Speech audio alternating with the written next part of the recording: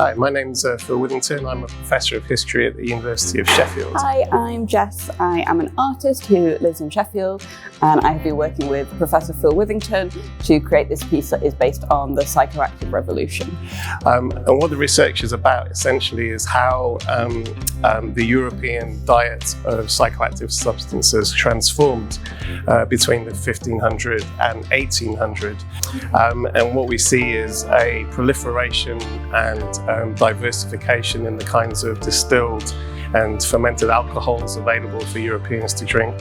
The introduction of new substances like tobacco, tea and coffee into diet, and the popularization of previously luxury items such as sugar and opium.